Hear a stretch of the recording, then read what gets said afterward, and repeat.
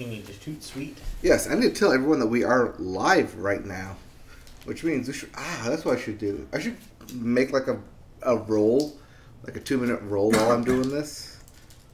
Of like... Just like who we are, what we do. But then we're going to say exactly that again. Right, yeah, we do that at the top of the show. Yeah, we do that at the top of the show. Like, I've always like figured we should do that, but then... One, it's just going to be played for the live stream. Right. And we don't edit this. Yeah, it's pointless. I figure that if you're, like, doing a live show, then you're, like, people who are watching it are there because of they got brought there by something. They're not just stumbling upon it. It's not like Twitch, where you can stumble upon something. Ooh, speaking of stumble upon. First time I had thought about that in a while. The service stumble upon? Yeah, the service stumble upon.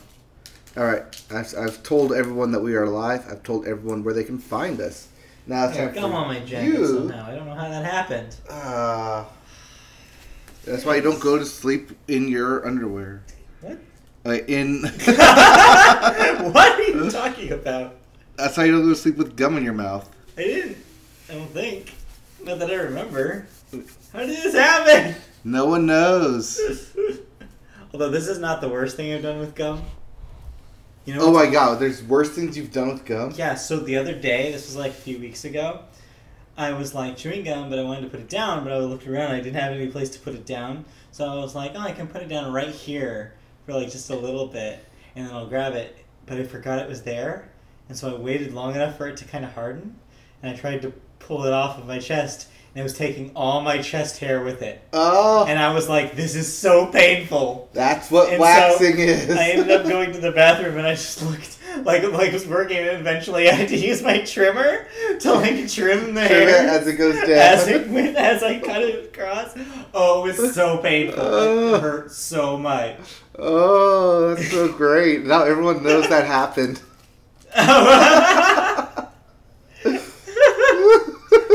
Yes. Yes, they do. Yes, they do. Oh, God. Alright, well, we are live. I don't know how to take this off. Well, you take it off one arm at a time.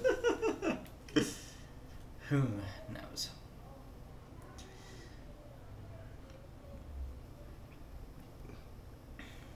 Ooh, okay, that sounds good. Alright, are we ready to go? I think we're ready to go. I think we're ready to go. Alright, let's talk about us. Well, not us, but we'll talk about us. Talk about us. Wasn't that song? Talk about us, talk about you, talk about them, talk about... Something like that. Yeah. Let's give them something to talk about. That's a different song. Yeah. Song. Alright, that is live. I'm watching the chat. So, if you're tuning in, chat with us. We are live. We can read the comments. We will chat with you live as the show happens. We're not going to wait till the end. Assuming we keep an eye on the chat. Yes. Assuming. But let's start going then. All right, let's get the show on the road. Hello. Hi. Welcome to mid-March. Welcome to the Ides. Well, no, we're past the Ides of March. Oh, sorry, not mid-March. Yeah, it's like the end of March. This is the end. This is the last. It is the last podcast of March. Yeah. Correct? Because you're listening and or watching the Media Boat Podcast. The Media Boat Podcast is a podcast that's about news about movies, television, video games, and music. Not necessarily in that order. Today is Wednesday, March 27th. This is episode 168. My name is Matt. His name is Mike. I'm Mike. He's Matt. We're going to take a huge bite of an apple, but before we do that... What? Oh, yes, we have Apple stories. Yes. Like, what are you talking about? Is that... For a second there, I thought that was something that happened in Us, and I was like... Gonna be like, okay, so... Well, I'm going to talk about us. I'm going to talk about us. You're going to talk about us. But before I talk about us... Yes. We have to talk about the weekend box office. Yes, we always start the podcast with movies, and we always start the movie section with the weekend box office. And today, Us was your big winner, coming in at number 1 with a $71 million debut. That is the highest for any horror picture. Yeah. That is the highest for horror in month of March. That is the highest for Jordan Peele. Well, makes sense, because this is his second film. This is his follow-up to Get Out, the big smash of 2017. Not surprising here that this is doing as well as it is. I mean, a lot of people are writing articles where they're like, "Oh, we're shocked." It's like, I'm not shocked. Are you that shocked? Yeah, you shouldn't be surprised. It's like, the thing is that we're finding out with this is that the audience has always been here for this kind of movie, and we had to wait for somebody to make it. The studios didn't want to take a bet on it. Studios saw it was too risky. Well, studios outside of Blumhouse. Right, yes, definitely. So yeah, horror movies, big money. Movies that are directed towards a minority audience. Turns out also big money. Combine the two, boom, you get a hit. What do you know? Hollywood, take note. So yes, Jordan Peele's Us is your number one movie. $71 million. Captain Marvel comes in at number 2, dropping down with the $34 million, adding to a $320 million total. I believe that puts it just under $1 billion worldwide. Just under. Wonder Park, your family movie, coming in at $8.7 million. That's a 29 total domestic. Mm-hmm. 5 Feet Apart, number 4 at $8.5 million. That's sitting at 26 domestic. And How to Train Your Dragon, The Hidden World, rounds out your top 5. $6.5 million, adding to $145 million total. Okay. There's your top 5. Pretty solid. Yeah. Us was the newcomer, took the top slot. Everything else just moved one step down. All right. Do you want to talk about Us? Okay. So we've been doing this for a while. Oh, no. Not Us, the Media Boat podcast. I'm saying, let's talk about Jordan Peele's movie, Us. Okay. You've seen this. I have not seen this. So this is a movie that's pretty hard to talk about without spoilers. Yes. Because this is a horror film and a suspense film and based off of a Twilight Zone episode. So, with that in mind, yes, there's spoilers aplenty. That being said, I liked this film, and I don't like horror films. Right. You know I don't like horror films. This I do. I do know that. But I loved Us. I loved US. US all day long. Anyways, so... let's start off with the acting. This is Lupita Nyong'o's film. Right. She deserves an Oscar for this thing. Wow. She's playing dual roles in this. Okay. And she is, like, fantastic. Not once, but twice over in this thing. Uh-huh. The script is extremely well written. I expect to see another nomination here. Uh-huh. Gonna have to wait to see other films that come out, but definitely put this thing in a nomination. It is great, fantastically written. You don't see the twists coming. And you know what I like about this film? It has the same thing that I like about Cake. Wait, hold on. Like, are you talking about the dessert, or are you talking about the band? I'm talking about, like, the joke, because it has layers. Anyways. So it has layers. Yes, I love a film that has layers. Jordan Peele knows how to write layers. I have to make sure, like, Jordan Peele, right? Yes. Right. Yeah. Jordan Peele knows how to write layers into a film, into a script. Yes. And it shows here. Everything is great, fantastic. I have some stuff when I started, like, trying to break it down. Mm-hmm. Of, like, what? Huh? What? As you do. I just start to try and overanalyze stuff. Right. But for the premise it's going, it's great. I like the twists. I like the turns. I like the little stuff that it sets up in the beginning to have a big payoff at the end. Right. It does a lot of that really good, really in your face, and you get, like, this whole, like, second experience when you watch it a second time. At least I assume you do, because you know what's coming. It's like, oh, like, I was going back to my head about the film. I was like, oh, that's because that happened and that happened. Oh, that means this happened, but then this happened. Oh, because of this and that happened. Yeah, there's a lot of that, a lot of interconnecting plots and storylines. Great. And it's a really good film. Definitely go see it. You're going to be talking about this thing for a while. This thing will be broken down in film classes. It's shot beautifully. I love all the cinematography in it, the writing, the acting. This is easily one of the best films of the year so far. Yeah, great.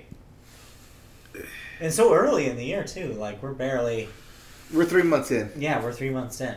Yeah. And like We had to wait till March to get 2 good films. right, about time. So yeah, It explains why I haven't been going to the movies. They have been pretty bad. I've heard a few people talking about like how it feels like it's multiple movies in one. Oh, it definitely is. Does it feel like that? Yes. It definitely feels like that. It's definitely multiple films. It's definitely, like I said, a layered film. There's different aspects going on. It definitely plays off of the horror genre, but it also plays off of the suspense. And there's some comedy thrown into it, but it's also semi-self-aware, but not to the point where like they're going to be overly stating to it. It's like, oh yeah, that's exactly what should happen. Like Right. As the most recent horror film trends tend to do. Mm-hmm. But it's really good. Definitely see it with some friends so you can talk about it immediately after. Right. Well, without spoiling for things for people in the theater lobby, which happens way too many times. Oh yeah. Okay, well, yeah, I mean, it's tough because I want you to talk more about it, but I feel like you can't. Oh, I can't. But the acting is great. Lupita Nyong'o is great at it. Winston Duke is great at it. I expect him to get more roles, especially since he did Black Panther and then this. Right. Expect Winston Duke to become more of a prominent figure. I expect him to take the Michael B. Jordan route. Yes. In terms of booking stuff that he wants to be a part of. Yeah. Lupita Nyong'o is going to maybe get another actress Academy Award nomination here. Maybe. She should. She is literally that good. Oh, and the kids in this thing are great. Okay. The kids act great. Everyone does a superb performance. It's amazing what Jordan Peele is able to accomplish. And on a $20 million budget. Mm-hmm. He purposely chose, like, he had, like, other big offers, but he purposely wanted to make a script that he would write and direct, and that he would basically have a lower budget, so that way he would have total control of it. And it worked. It paid off. This is a great film. Go see Us. Us. Yes, Us. Yeah. Go see Us. All right, cool. I did not see any new movies this week. However, I did pick up a Blu-ray copy of Into the Spider-Verse. Yes, you It's did. sitting right there on that table. Yeah, it is. And so you watched it again? Twice. Twice? Twice since you bought it? Yes, I've already watched it twice since I bought it.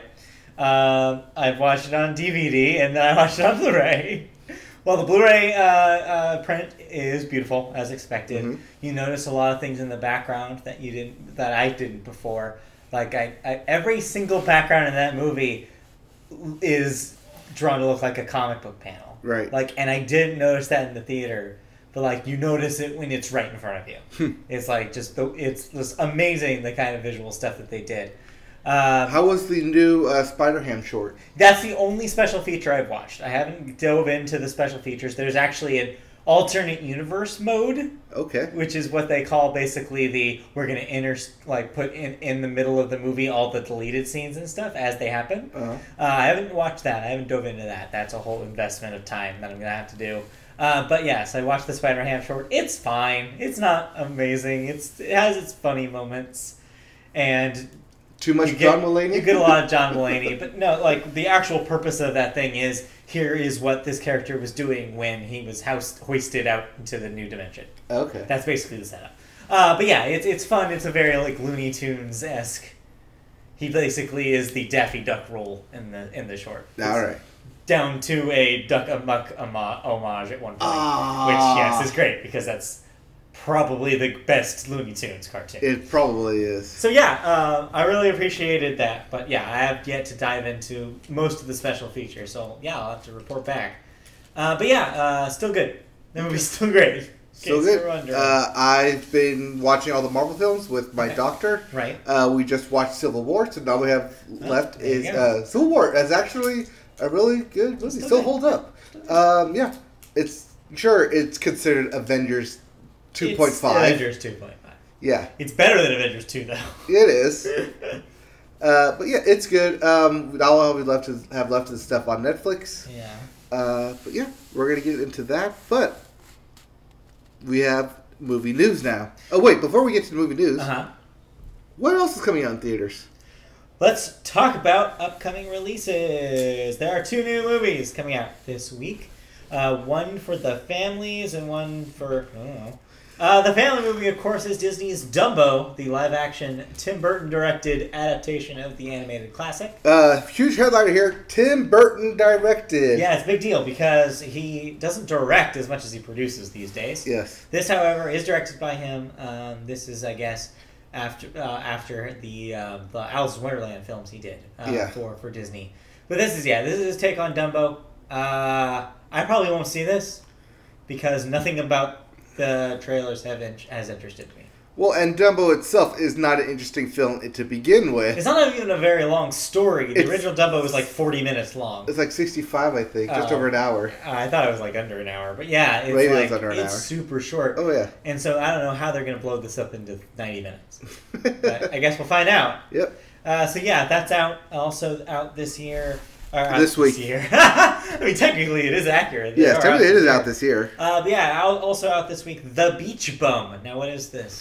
This is starring Matthew McConaughey, and Snoop Dogg. How am I not surprised that Matthew McConaughey is the lead role in a movie called The Beach Bum? And Snoop Dogg. And Snoop Dogg is in there. Yes, this is a stoner comedy that's getting not necessarily a wide release, but just wide enough release. Just wide enough. Which I think they're all right with. Yeah, sounds like it. Anyway, let's move on then into movie news. All right. Our first story is about one of our Media Boat favorites, Michael B. Jordan. Hey, the always busy Michael B. Jordan. And he remains busy as he's got another project, that he's set to produce and star in. This time, he's getting all biblical on screen. Yeah, he is. Yeah, yes, he's just going to be having sex. No, I mean he's actually getting biblical. He's going to be in an adaptation of a story from the Bible. All right, so we've had Noah. Yes. We've had Jesus. Who's left? We've had Matthew, Moses? Mark, Luke, John. Yeah. Moses. Who's left? Job? Judges? I don't know. Joseph? Joseph? And his amazing Technicolor Dreamcoat. I mean, technically we've had that, too. Yeah. We've had we had Joseph in the Prince of Egypt. I'm sure we've had, We've had variations. We had Mother. That was based loosely on the Bible-ish. Yes. But no, this is not about any of those most, well-known biblical characters. This one, characters is kind of mean. Yes. You know what I mean. Stories. People in the Bible. That's a non-committal way of saying that. People that are portrayed in the Bible. Well, we're missing Methuselah. You know all about Methuselah, right? I believe I had some Methuselah at the Thai restaurant the other day. No. Methuselah, apparently, was the biblical story of a man who lived to be 969 years old. Oh. Nice. Nice.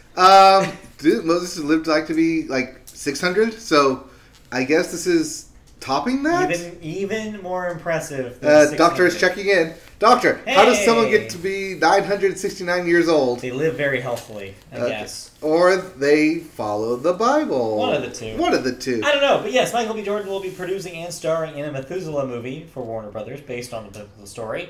Warner Brothers has been developing the project for many years with Will Smith and Tom Cruise both expressing interest as of some point. Well, there's some two pretty good actors there. Zach Dean wrote an early script after coming in on the project in 2014, but the most recent draft was written by Tony Gilroy. You don't have what either of those writers are famous for on this. No, I thought Tony Gilroy sounded familiar. Yeah, they both sound familiar. They both sound familiar. Off the top of my head, I cannot think of it, and I should write it down. That's why I write these things down. In case you're wondering who Methuselah is, he's referenced in the book of Genesis as the son of Enoch, who also lived a long time. He lived to 365 years old. Apparently, Thor is supposedly older than them. Thor is older than those? He's older than 969 years? I believe so. He said he's been fighting battles for 1,000 years. Well, we're not here to compare gods here. No, that's someone else's job. That's like the Compare God podcast. The Godcast. The Godcast? That's God Friended Me. Which God? We'll find out. That's not a podcast. No. That's terrible sitcom. Or drama. Dramedy? Whatever it is. Dramedy? I don't know. It's renewed. But yeah, the scripts have focused on Methuselah's survival skills. So how do you live to 969? You survive. Yes, this will be a Bear Grylls-esque survival of the biblical epic. So yeah, this sounds like your biblical epic movie. I could see this being in the lines of something like. I want to say this is just a reason for Michael B. Jordan to get ripped again. To stay ripped, I guess. Yes. You could say. This will be a showpiece for him with his shirt off doing manly stuff. It sounds like a solo epic as well, so we're going to get a lot of Michael B. Jordan in this film. This is going to be his, hey, I'm Michael B. Jordan, I'm a serious actor, look at me. Much like Shailene Woodley in Adrift. Also, it'll except not in bikini. Well, Michael B. Jordan in bikini. Yeah, think about that. Ooh. There's some food for thought right That's there. some food for everyone. It really is. All right, let's move on then to our second story, which is weirdly actually a follow-up to something that we talked about in the video game segment just last week. So, yeah, Frozen? So yeah, this is actually about Frozen, but it's not what you think it is. This is about Frozen 2, but the Japanese release. Yeah. Because an actor, the voice actor who portrays Olaf in the first film, the short, and all subsequent appearances, whether it be such as the video game Kingdom Hearts 3, in which the character Olaf also appears. Yes. Well, he's gotten into hot water. And if this sounds familiar, that's because he's the same Japanese voice actor that got into hot water when we talked about Judgment, the Yakuza spinoff. Yeah. So that man, which we don't actually have his name here. Yeah, we do. You have it's in there somewhere. That's not his name. Yeah, it is. No, that's not. He's a Japanese man. Oh no, yeah, that's his shortened name. But yes, Pierre Taki. Yeah, that's not his real name, but yes, he is the voice of Olaf, as I mentioned. He was the same man who was arrested on charges of cocaine use and possession. As we discussed last time, that's a serious offense over in Japan. And they don't take that lightly. It's, career killer. So yeah, he's straight up being replaced. Yeah. He's done. He will be replaced by a different voice actor in both the film and the video game Kingdom Hearts 3. He will be patched out. Also, additionally, as a kind of follow-up to that Judgment story, the U.S. version will have his character removed. So they are doing their editing work right now to try to remove his character from Judgment. Oh, from Judgment. Okay. Yes. Yeah. But yeah, in terms of the Frozen DVDs that are currently, Blu-rays are currently out there, that's another story all in and of itself, as those are already out there, and they have literally been pulled from shelves until a new replacement is found and then dubbed over. That's how serious they take these crimes in Japan. So don't do drugs in Japan. That's all I have to say. I mean, preferably don't do drugs ever, but if you're gonna do them here, where you're not gonna be completely messed up. Don't do them in Japan. Safe space. Yeah. Well, relatively. Relatively. Yeah. No, actually, no. Just don't do them anywhere. Yeah. Take that risk. Well, yeah. This is cocaine use. Don't do cocaine. It just doesn't seem like a fun time. I mean, it's just I don't Maybe know. he was trying to get into character with the white powder. Some snow. Yeah. Yeah. I get your drift. Get it. Yeah, I get that drift. All right. That's it for movie news. All right. Let's roll on. Any other thoughts happening? Nothing's going on with movies right now. Kind of a slow week. It is a slow week. It's definitely a slow week in movie news, but we did because the Kids' Choice Awards for Nickelodeon happened on Sunday. That's not news. No, that's not what I'm going with. Okay. Not the Kids' Choice Awards, but what premiered at the Kids' Choice Awards. Okay. The first trailer for Dora the Explorer. Oh, God. Yeah, I guess we do need to talk about this. Yeah. I have seen this trailer as well. This is weird, and I don't know how this got made. Although I do have one thought about how this got made. Okay. I have a theory that this would not exist, or this wouldn't have gone as far as it has been, if Jumanji: Welcome to the Jungle hadn't been a smash. Probably. Because I got vibes of that movie. I got vibes of that too. Where it seems like they're really thinking that there is a market right now for the adventure film for families. Yes. And this is that. This is the Paramount's version of that. But man, this is nothing like Dora the Explorer. Oh, and the monkey is weird. Also, the monkey is voiced by Danny Trejo. I heard that. And Also, I'm like, that must be the reason why they didn't have him speak in the trailer. Also, Benicio del Toro is the villain in this thing. Sure. Yeah, why not? You got him in a kids movie? Sure, I guess. Sure, why not? Why is this here? Why does this exist? They made some Please choices. help. They've really made some choices. Oh, they made choices. So yeah, I don't know. They're trying to like age up Dora and like make her like, but she still seems like a naive kid. Yes. But she's also like super adept at like exploration. Like the character doesn't make any sense to me. No. It's like she's devoid of personality. Right. They try to do the jungle into the new school, which immediately made me think of Mean Girls. Yeah. They did that. Same. Yes. This is so weird. But this thing now exists. It will come out in the summer, I think. It's our summer release. Yeah. Yeah.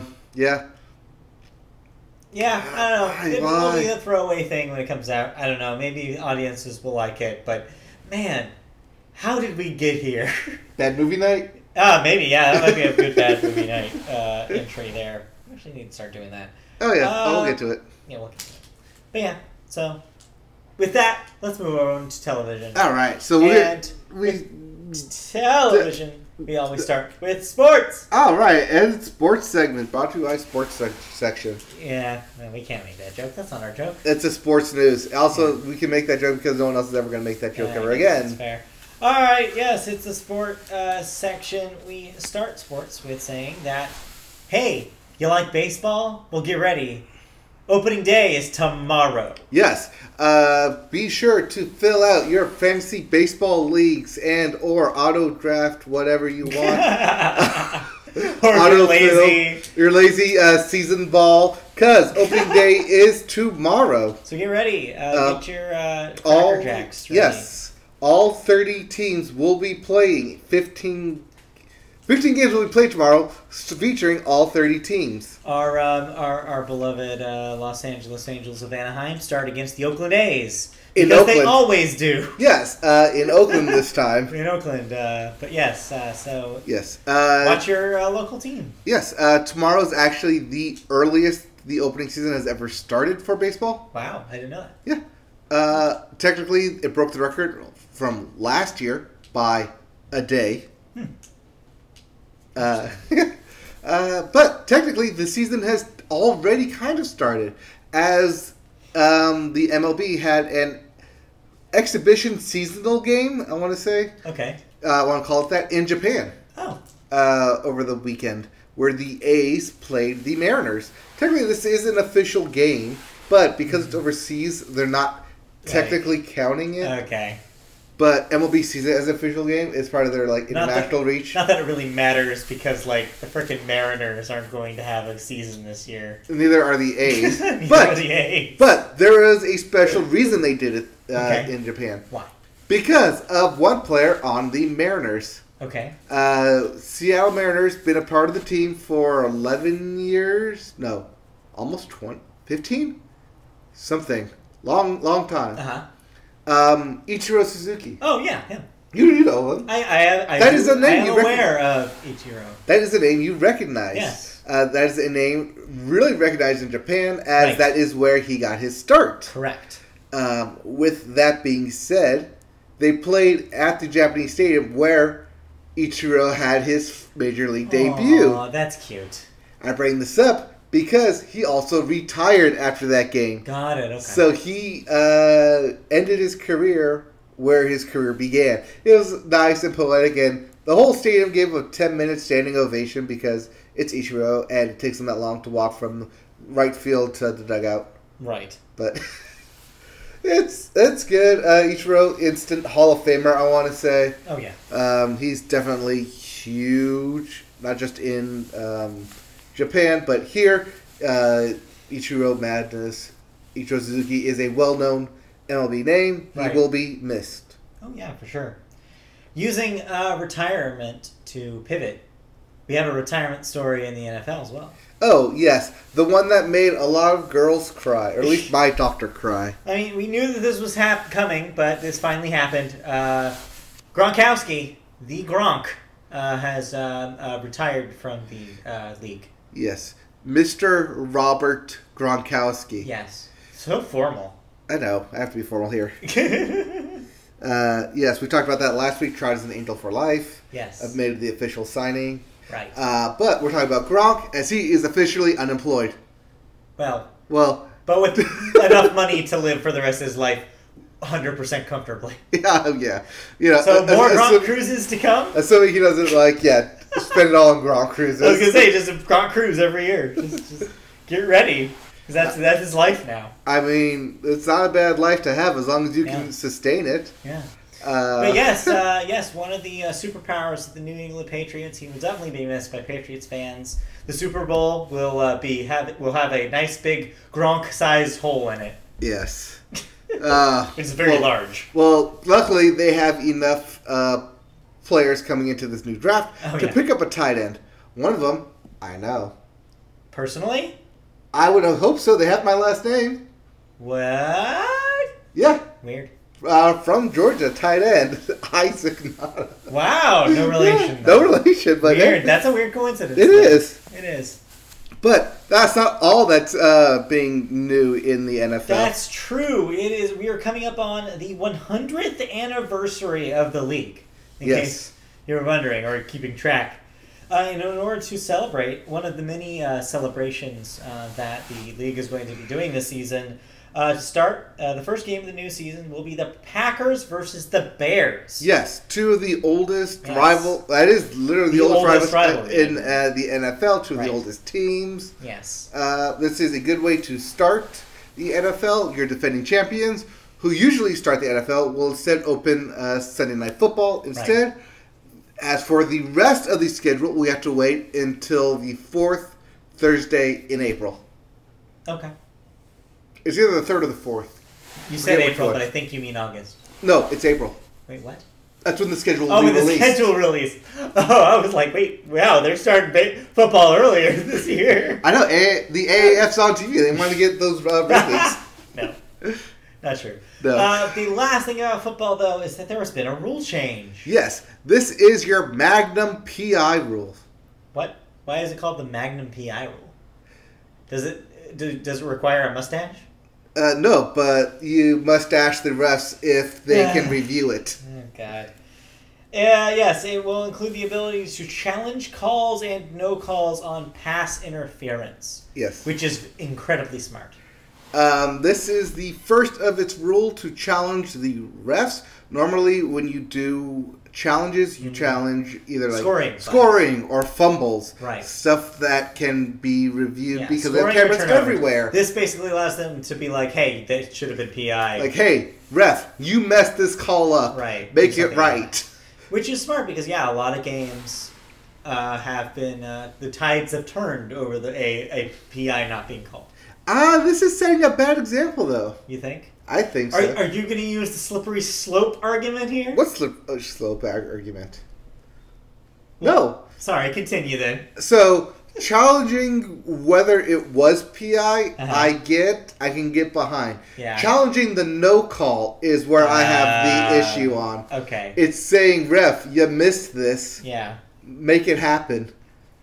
Yeah, but what's the worst that could happen? They spend 5 minutes looking at tape? The Super Bowl is the worst that could happen. Where this rule originated with Sean Payton. Right. And the Saints. There was no call. Yes. But imagine he was able to throw a challenge flag and get a call. Yeah, could have completely changed everything. You also know that the refs don't like to be challenged on anything, right? Yeah, they're going to have to get used to it now. From the chat in the comments. Our resident football expert here. Yes, the new PI rule. It is dumb. It's saying a bad president. What exactly is a PI? Isn't even 100% black and white, which is true. Yeah, I guess it is a judgment call.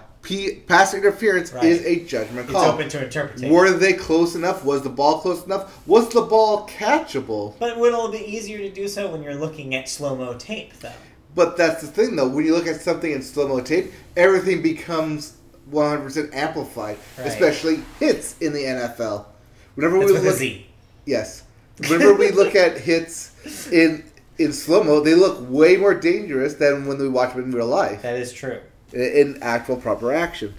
Also, fun fact. Apparently, the refs admitted to missing the PI call. And in the on Cooks in the end zone in the Super Bowl.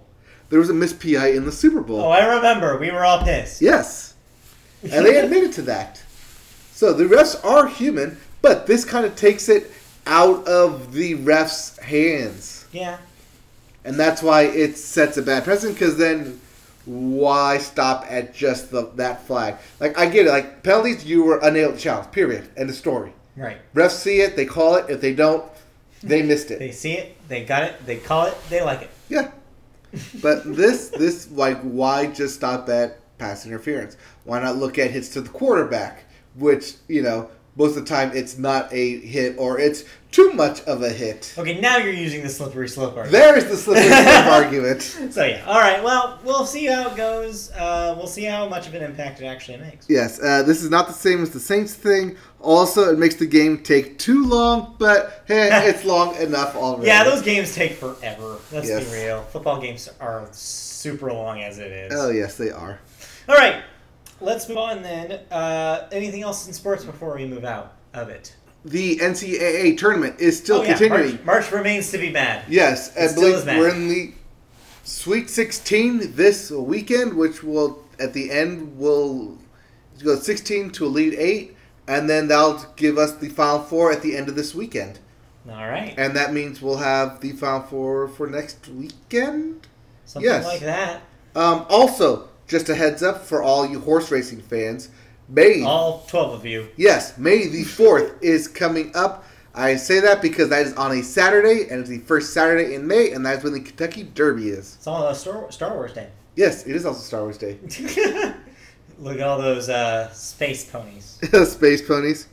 We'll see. Also, yes, opening day is tomorrow. Yep. Just a reminder, and just a reminder to make it trout standing. Oh, yeah. We'll have a trout standing opening day tomorrow for sure. Hopefully. Fingers crossed. Get this season off to a good start.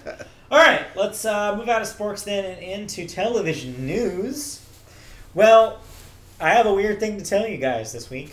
This week, both stories of television news have nothing to do with television. They're both about the internet streaming services. Yes, they're television adjacent or Yeah. future television. Or I guess new television. New TV. Modern TV. We start with a story about YouTube. But they're not announcing things as much as they are backing out. Yeah. So YouTube has canceled plans for some high-end dramas and comedies that they were planning on releasing. They pulled back from its grand ambitions for a paid service with Hollywood-quality shows, which is what they promised us with YouTube TV. They have stopped accepting pitches for expensive scripted shows and has axed programs, including the sci-fi drama Origin and the comedy Overthinking with Kat and June, which, of course, has prompted their producers to seek new homes for the shows. In case you're wondering how it's gone so far, their TV effort, YouTube generated more than $15 billion in ad sales last year without that huge slate of glitzy productions, and concluded that its money is better invested in music and gaming. Yes. Yeah. Side note, no one at YouTube has officially come out and say this is the reason we're stopping production. But you could gather. But gathering all this excess data that is readily available because of... Yeah, this is interesting because I feel like they're the one that decided that they were bailing. Like, everybody else is still in the game, but Yeah. YouTube was the one that was like, we make so much money just by being YouTube. We don't need to do this. Well, it's also the YouTube concept of why would I pay money to put it on my streaming platform to have people pay me when Right. I can get you Yes. I can pay you to make content you're already making Right. and keep it going. It's, the YouTube is built on the backs of mostly free labor and then the occasional paid labor. Yes. But again, for things that they would already do, like your video game streamer is going to stream video games, whether or not that they're being paid by a publisher or by YouTube to do so. They're going to do it. That's who they are. They're a streamer. And so, yeah, like, YouTube realized, like, they don't need to spend Netflix money because they don't need to compete with Netflix. Also, when you're already pulling in literally billions of dollars in ads, you don't really need to spend that on making more content. Yeah. Especially when that content itself isn't really generating a whole lot. Yeah. Basically, instead of somebody having to tell them to stay in their lane, they woke up and realized that they needed to stop swerving. Stop sleeping on the steering wheel. But this is good news for music and gaming. As we noted last year, they closed down the YouTube Music and YouTube Gamers. Right. Or YouTube Gamers, whatever it was. The gaming platform for YouTube. Yeah, and they merged it all into one. This story actually makes it all like that seem like more reasonable too, because when we first reported that story, we were like, man, they need to make up their minds. Now after this news, I'm like, oh, this was just that again. It's a self-correcting. Clearly, they made up their minds. They're just making everyone else aware of it. And yeah, it's good that they're realizing this ahead of time. Also, interesting that they're doing this and the road to the Stadia. As Google said repeatedly, that YouTube algorithms will play a decent part in the Stadia algorithms as well. Well, if you get $1 billion in ads, I think you can afford $500 million into formatting your platform to making the Stadia work properly. Yeah, so that they can get rid of it 2 years later. Yeah. Anyways. But let's not that's dredge a up. glass. Yeah, let's not dredge up. That's a Google glass that argument joke. Again. That's a Google cardboard joke. Yeah, it's a Google everything joke. Let's talk about Plus another big tech company talking about streaming. Google's main competitor. Yeah, I guess you could say a main competitor. Although I feel like even Google is bigger than this company these days. This company kind of has had a rough 2019 so far. And of course, we're talking about Apple. Once the big tech juggernaut that brought you the iPhone and the iPad and iTunes and all those wonderful devices and services that we all have, they kind of fell on hard times financially earlier in the year when it was reported that people just weren't buying their products like they used to. People were tending to hold on to Apple Watches and iPhones and their Apple TVs a lot longer than they had expected. Well, so they, to combat this this bad press, instead of relying so heavily on hardware like they are wont to do, they are going full service, just like kind of like Microsoft is doing right now. So Apple had what would you call it? A keynote. Yeah, I hesitate to call it a keynote because it's not starting an event. It's like a press event. Yeah, a press event, you could say, in which they laid out all the services, the new services that they have to offer. We're going to be talking about two of them on the podcast, but first has to do with television. Apple TV Plus is what they're calling it, and it is Apple's alternative to Netflix, or at least the seeds of what may become something like that. Yeah. The company offered a few details about their new service. Showcase the celebrities were there, including Steven Spielberg, Oprah Winfrey, J.J. Abrams, Reese Witherspoon, Steve Carell, Kumail Nanjiani, Jason Momoa, and even Big Bird and the Sesame Street crew. Apple TV Plus will be new original programs and will not carry ads. This is a Netflix-style streaming service. But it's not just Apple products either. They've apparently will be making deals with network television. Yeah, it appears that way. Even premium channels like your HBOs and Showtimes of the world. There's no pricing details for the service yet, but expect it to be released in the fall and in more than 100 countries simultaneously. Yes, they said this will be out by the end of the year. It's coming. It's literally coming this year. I also think they're going to doing this as a way to combat Disney Plus. Yeah. As well. They did not say whether this was going to be a new Apple TV set box that you have to buy, or if it's just a streaming service that you can download on your PlayStation or whatever. This is a service. This is a service. There's no way there's a box because they already have the Apple TV. Right. Maybe they'll come out with a new revision of the Apple TV that digs deep and maybe has some special features with TV Plus. They did say that they were going to not reinvent. What's the other thing? Redo the Apple TV Home, right? In a way. So yeah, I would bet this is both an update to Gen 4 Apple TVs, and I wouldn't be surprised if they put out a faster one by the end of the year. Yeah. But yeah, this is interesting because they have the money, unlike YouTube, they have the money to spend on this kind of thing, and they're willing to do it to get the prestige stuff that Netflix has. So, you remember when Apple hit $1 billion on the stock market and everyone was like, they have all this money. Yeah. What company are they going to buy? Well, no. Well, no. This is what they're spending their money on, at least a portion of their money. Yeah. But yeah, this could be interesting. I don't have high hopes for it because I feel like anybody who comes at Netflix kind of fails to impress. Yes. But this is also Apple, so But could yeah, be. if anybody could do it, I guess that's possible for them to be the ones. Yeah. That being said, bring up Netflix real briefly. Yeah. As of next month, they will be getting rid of just enough movies and TV shows to where there'll be exactly half, or I think just over half, of original programming on Netflix is Netflix. Wow. So they're heading in that direction already of, this is stuff that we made, you're going to watch it. Yeah. We're done with licensing deals. Hey, well, if you got your show turned on by YouTube, then come over here.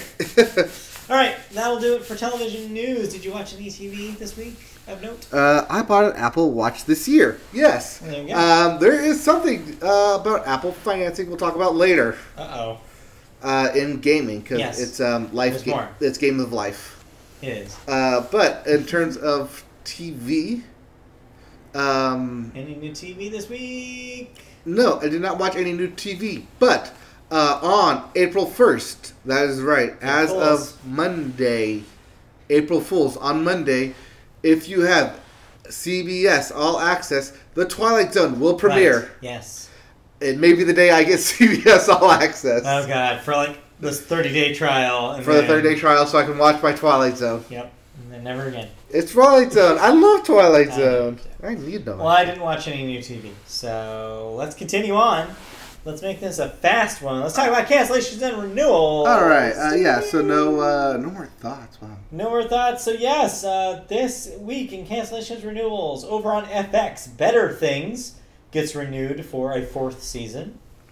Over on Fox, 911, you wrote 011, but I know what you mean. Yes, it's 911. Got renewed for its 3rd season. Also on Fox, The Resident got renewed for a 3rd season as well. Hulu, over on Hulu, Marvel's Runaways gets a 3rd season following its 2nd season that debuted just a month ago. Yep. Supernatural. They did it. They finally canceled Supernatural. So, last week we noted that Green Arrow was getting canceled. Right. And everyone freaked out. Like, oh my god, this is going to be the end of the DC on CW. And people were thinking, well, at least they won't cancel Supernatural. Well, That'll go on forever. Yeah, something must be happening over there at the CW. Because, yes, the 15th season of Supernatural will be its last. Wow. That's a lot of seasons, though. That show has a lot of episodes. Yeah. A lot of Deans and Sams thrown around. Speaking of... Yes, a lot. Speaking of shows that are ending, over on Pop, Schitt's Creek will be ending after its 6th season. Yes, it's upcoming 6th season. Most of you watch it on Netflix. It is not a Netflix show, no matter what it says. Believe it or not, Pop is a network that exists. So yeah, you can either watch the final season on Pop or whatever appears on Netflix, I guess. Yeah. And lastly, ABC has ordered 13 more episodes of season 2 of The Conners. Is that it? I thought it had already been renewed. Oh, yeah, I think it had been renewed, but yeah. This is getting a 13 episode order. Yeah. So not a full season. So we'll see how that goes. Yeah, we'll see how those 13 episodes go. Yeah. Or at least how the end of this first season goes. Right. Before they give it a full whatever. Yep. But 13 episodes. I love giving shows a full whatever. A full whatever what happens. And there are no deaths. of note. So nothing of that means note. I get to hand this over to you, and we can talk about music. All right, and we always start music with the Billboard, and we always start the Billboard with the Hot 100. And we always start the Hot 100 with Ariana Grande. Oh, because yes, again, for the whatever X amount of weeks in a row now. It's been a lot.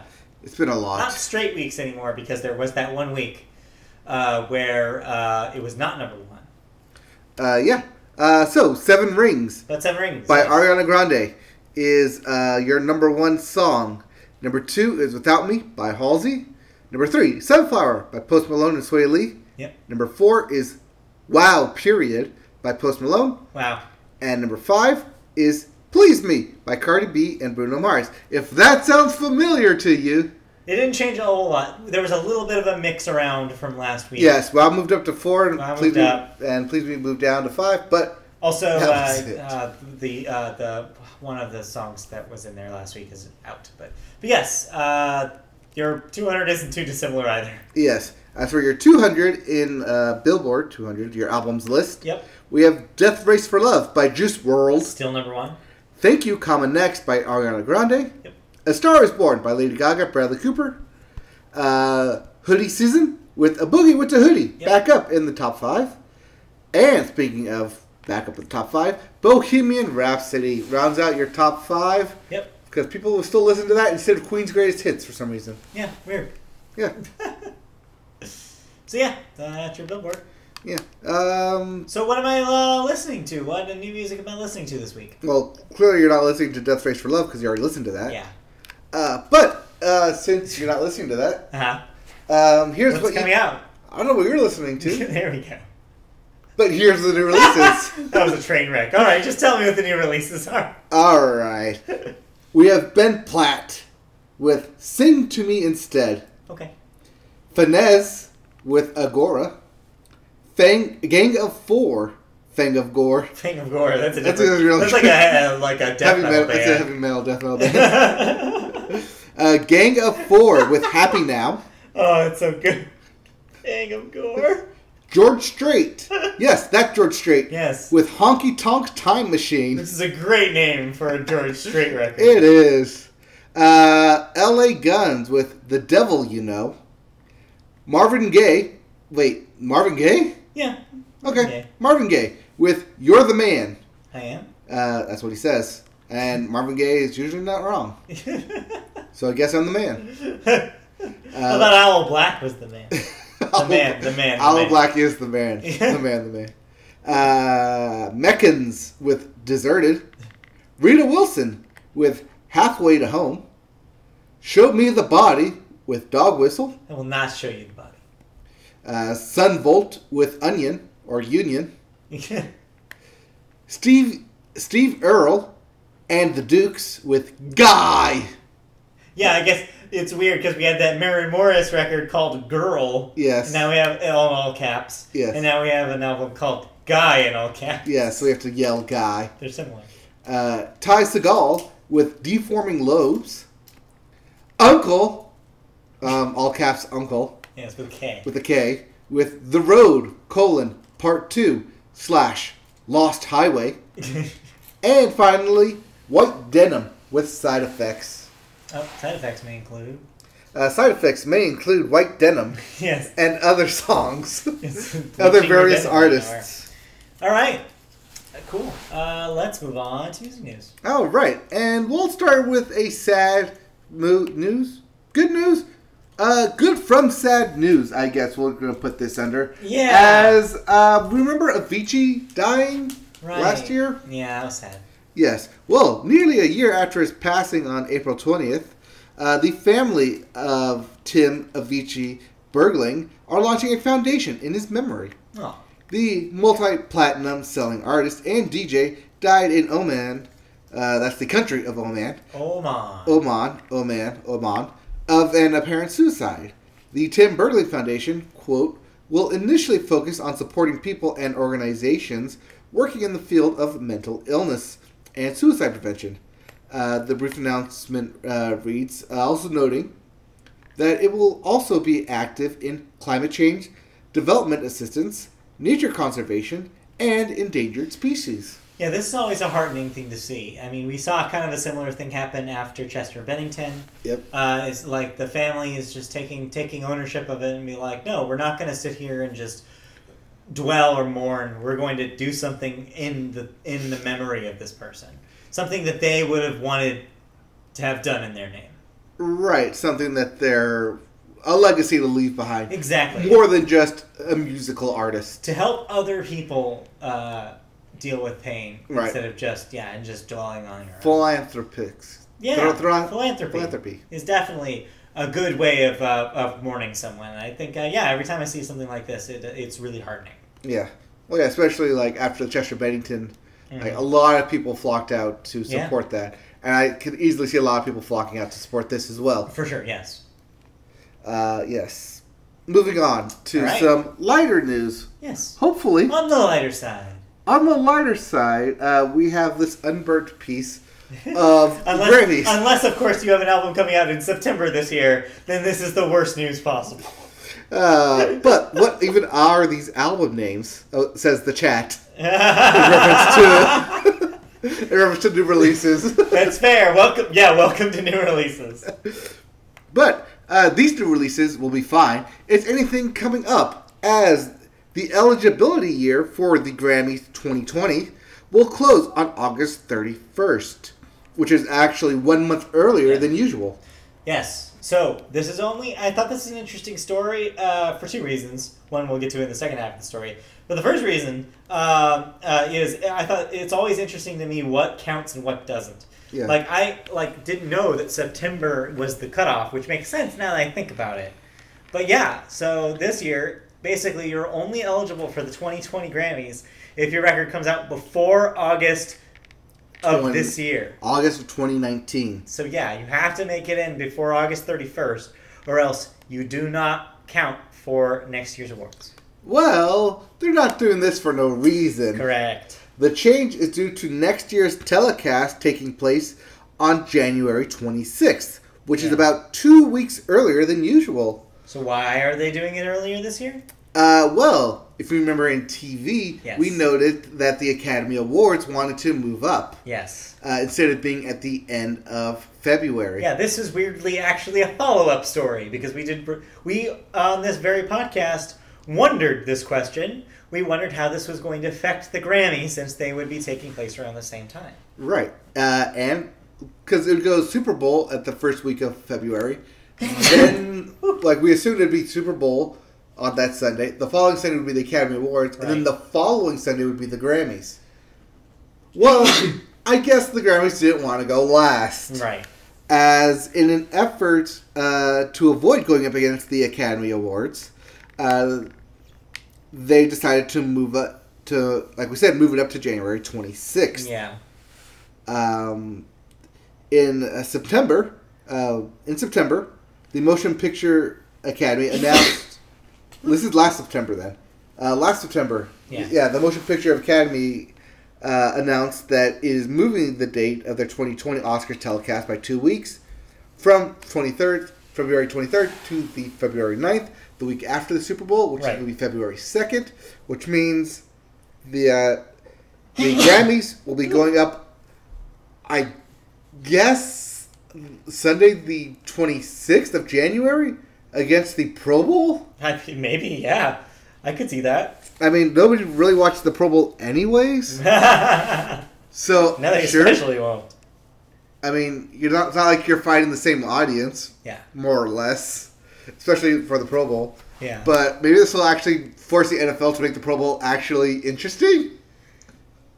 Perhaps. Apparently I'm allergic to this story. I mean, clearly, because it's just, Can't stop sneezing. Alright. I mean, there is something smelly about this story. It's affecting my sinuses, apparently. This means that the Grammy road trip for the LA teams is going to be all kinds of screwy. Yeah, weird. Anyways, do you have any thoughts? so I listened to some stuff, but I don't really want to dwell on it. No huge releases this week, and I didn't have to listen to a new number one. Okay. I listened to a new song put out by Locash called Rival. I don't know what Low Cash is. Locash is the country act. That is why I did not know. They put out a new song called Arrival. Okay. And this thing is a banger in the country sense of the word. I expect this thing to be on the radio. All right. That's about all I'm going to say about that, because I don't really listen to country radio. But this definitely sounds like a country radio song in the vein of Florida Georgia Line. Okay. But that being said, I kind of like that song. So that's why I think it's going to hit radio play. Great. It also means we're getting a new Low Cash album. Yeah. Hopefully before September. Sure. Low Cash sounds like a Pokemon. Maybe. No, I'm thinking of Whiscash. Whiscash? Yeah. That's a Pokemon? Yeah, it's like a catfish Pokemon. Okay. Whiscash. Sure. I'll believe you since that sounds like a Pokemon. It's like 800. It's not your fault. All right. What else do we got? All right. Well, I think that's all we have for music. So let's move on. Unless we have any other music thoughts. Nope, that's it. So let's talk about some games. Okay. Yeah. Let's talk about some video games, and we'll start new releases. New video games. New releases. Yes. Let's start video games with new releases. Yes. All right. So first off, we have Tropico 6. Yes, the 6th Tropico game. I did not know there were 6. There's a lot. Apparently. For the PlayStation, Xbox, and PC. Yep. We have Yoshi's Crafted World for the Switch. That is your Switch release. And we have Assassin's Creed 3, Remastered. Yeah, the remaster literally no one asked for. Everyone asked for remasters of 2 constantly, and no one wants 3. This is the American Revolution one. Right, yeah, the one everybody resoundingly hated when it came out. It's also the last one I played. Yeah. Like, to its completion. Yeah, well, if you ever wanted to play, well, here it is on new consoles. Yes, on the PlayStation, Xbox, Switch, and PC. Yes. Alright, so let's get into video game news. And we'll start with the elephant of video games, that is EA. Yeah, I was hoping I wouldn't have to report on this one, but it was kind of a slow week, so here we are. So, Electronic Arts is laying off about 350 of its 9,000-person staff. CEO Andrew Wilson announced via blog on Tuesday. Yeah. In the brief open letter, Wilson noted that the move was made to, quote, address our challenges and prepare for the opportunities ahead, and to, quote, better deliver on our commitments, refine our organization, and meet the needs of our players, which sounds super office-y. Oh, yeah, no, it's business speak. This is super business speak. Yeah. Specifically, Wilson said changes are being made to its marketing and publishing organization, operation teams, and the company is ramping down our quote, the company is, quote, ramping down our current presence in Japan and Russia. I guess games aren't selling there? Or a lot more so, they realized that they could probably spend more money here in the U.S. In better places, like in more streamlined ways, instead of thinking too much about their strategy internationally. Like if the games that they're making here hit big overseas, then that's great. Like FIFA is going to always be a success internationally, regardless of whether they actually have branches of their business open internationally. So maybe they're just streamlining. Sounds like it. This is the time of year where that happens. Quarter 1 of the year just wrapped up, so you see a lot of financial analysis happening and a lot of companies breaking out those books and being like, how can we streamline for the rest of the year? All right, where can we cut for some profit? Right. It sucks because, yes, that means 350 people are now out of work, but they did actually, this isn't in the story that's written there, but I do, from the article that I read about this, they said that they are doing their due diligence and trying to create pathways for the people who are losing their jobs to get set up with new positions elsewhere. I wonder if this is from an offshoot story that I saw, where Disney quietly did make a huge announcement about this, but shortly after they acquired Fox, Disney quietly opened up LucasArts. I did see that story. I do not think that actually means much. The reason why I'm saying that is because Disney made it very, very clear that they were going to completely avoid video game development. That was something that thought was a money-losing enterprise and that they weren't going to touch. My understanding about that story was that the LucasArts brand, they are not even calling it LucasArts. I think it was Lucasfilm Games. Right. I think they're going to use that as a label, as a publishing label, that they're going to use in tandem with another company. I really doubt they're doing any in-house development. Okay. See, I figured that this was Disney's way of pulling the EA license, the Star Wars license back from EA. That's would have made sense, but except for the fact that they basically doubled down on the EA partnership just a month ago. They released that press conference where they're like, yeah, we're not disappointed in what's been happening. We're going to continue this partnership. Okay. So no, I don't think so. Is it maybe them copywriting this so that way eventually down the line they could use it as like a possible backup plan? Maybe. I think so. I think that would make more sense. I think that's what they should do, seeing as they just bought Fox and they want to keep all things Star Wars under their watch. Right. That would make like the most sense. Yeah, but that's a bunch of money with that EA deal, so I don't know. It is. But speaking of a bunch of money, Yes.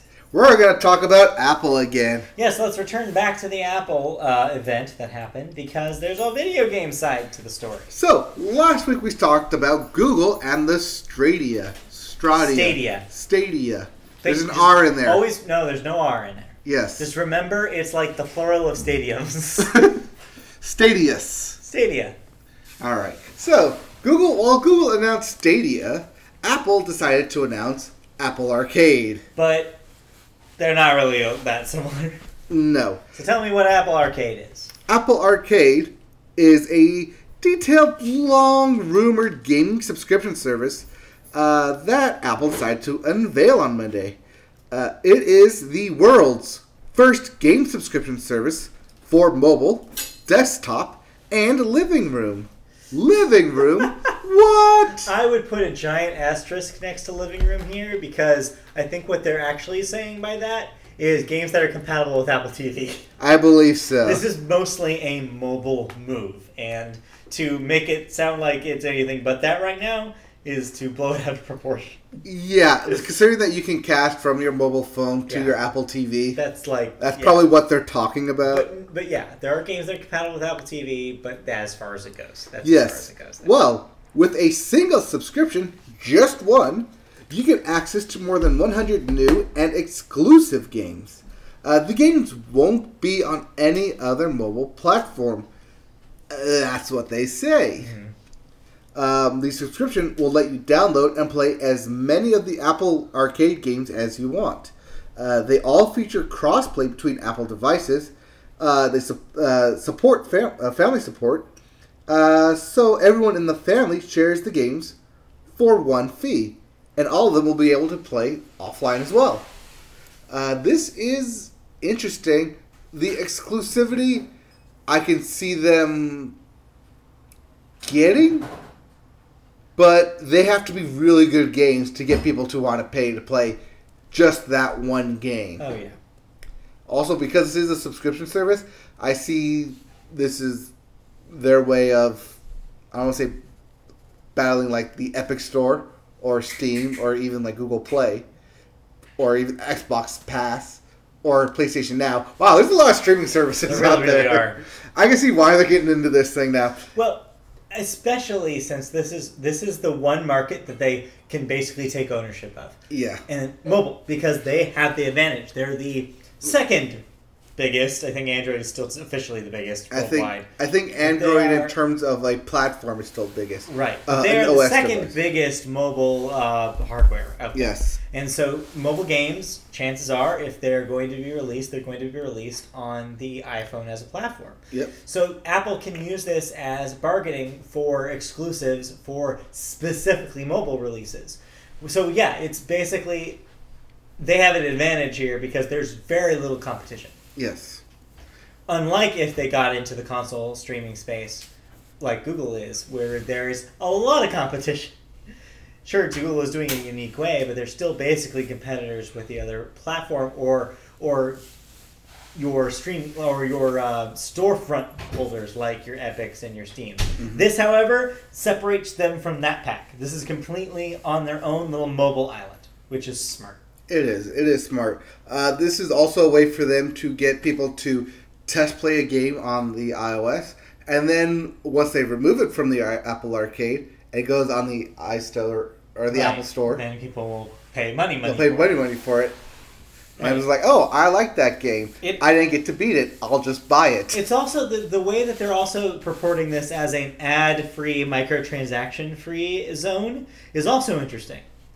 Which is because they're basically taking the trendy part of mobile games now and basically making developers think outside of the microtransaction box.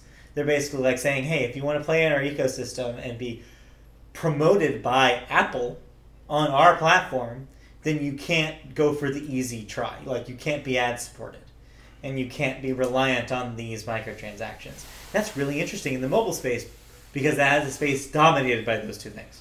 It definitely is. Yeah, that'll be really, really interesting to see how this goes. So this is actually a really neat thing in a few ways. And I'm more interested in how this goes than the Stadia stuff because it doesn't have all the trip-ups. All the worrisome that you laid out last week. Because it's mobile space is already a space where you basically don't own anything. It's all digital. It's been digital since day one. Yeah, that's the difference here. Is the stakes are lower, and like I said, it's their own isolated island, and so it'll be really interesting to see as somebody who almost had a job covering mobile games for a website. It's interesting to me. Conceptually, as a way to organize and like sort and promote those mobile games in a way that they've never been able to do so. I mean, it's the exclusiveness that everyone, not everyone, because we don't. Well, yeah, we don't. I play so few mobile games that this doesn't affect me. That being said, we do have an iOS device literally right here. Right. Yes. There is an iPad in this home. So yeah, like. It wouldn't be out of the realm of possibility. Plus, I have a Mac that would presumably have the desktop app for this. Right. But yeah, like it'll be interesting to see exactly what's offered on what platform and what shows up on this service. Well, it's a subscription based where you're going to buy it once at like $5 a month, and then just auto renew because it ends up being $60 a year. Yeah. But over 10 years, that's $600. That's the other point to this is that they have not announced pricing for this yet. Yes. But I think you're right, probably right on the money with $5 a month. I mean, because you're only limited to the 100 games. Yeah. And it's whatever 100 games they choose. Right. I wouldn't be surprised if this was $4.99. I think you're right. Yeah. With that brings us to final thoughts on video game stuff. I'll just bring this up real briefly. Apple decided to add another thing during their press conference.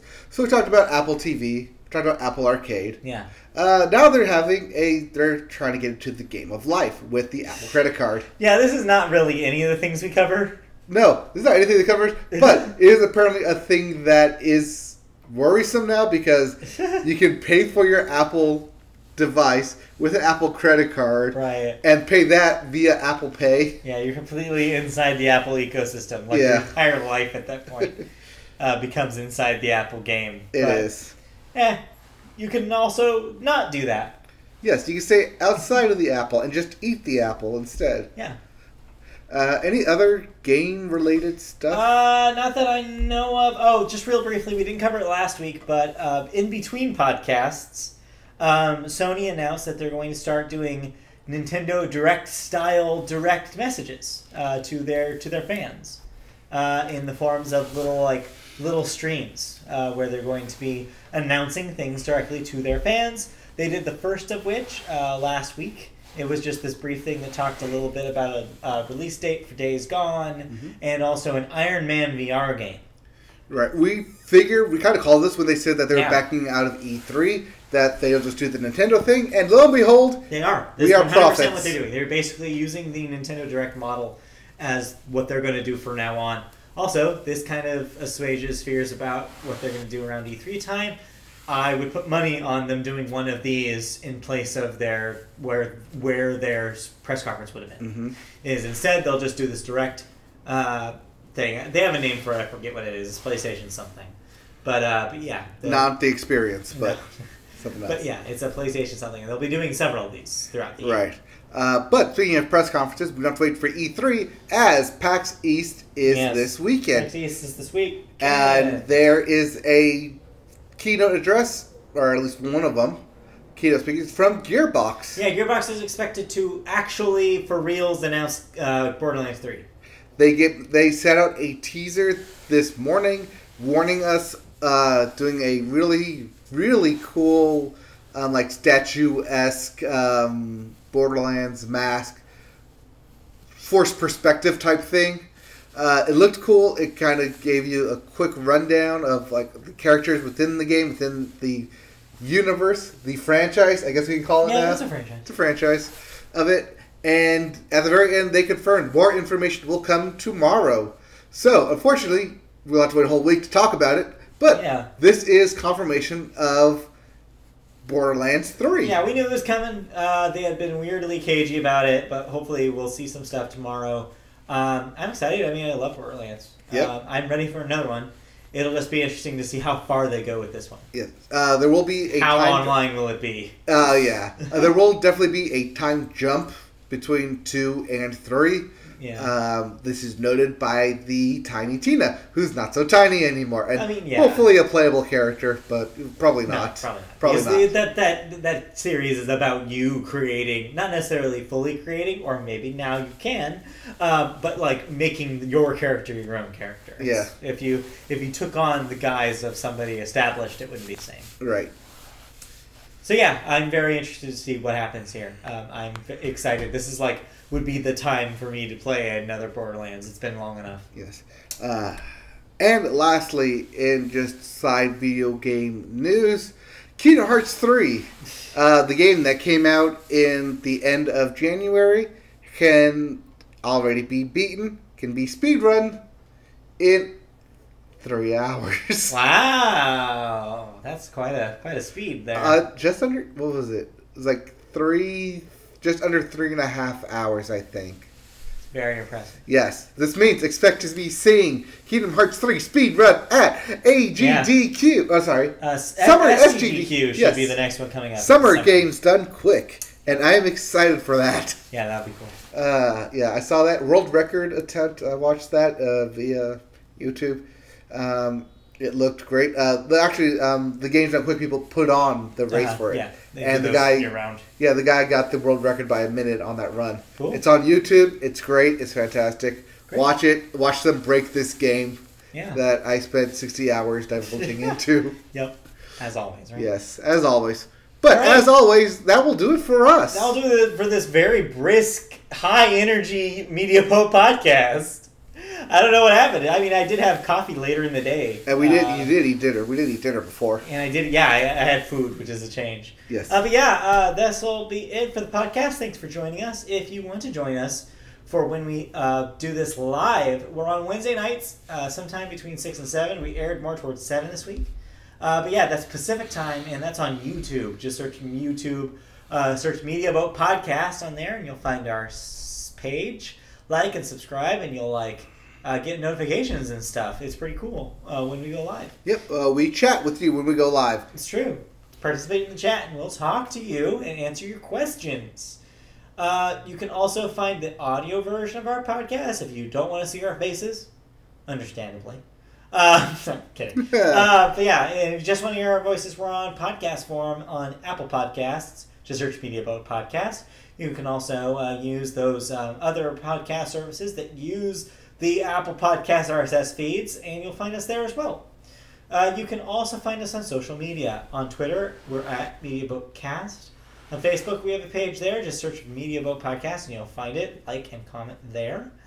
If you want to email us questions, I always forget this one, but you can email us at mediaboatpodcast@gmail.com. Ask us questions, give us feedback, whatever you want. Email us there. You can also, finally, at long last, help us out with money. If you go to patreon.com/mediaboat, you can donate as little as $1 a month, and that can still help us do cool things that we haven't even thought about yet. We also have twitch.tv/MediaBoat where we play some video games. I did not get the show this week. I might not get to it just because of time. I went looking for Devil May Cry. It was not at my local Redbox. That checks out. It's too awesome. It's too popular. Yeah. But they did have The Division 2. Oh. So I may be checking that out.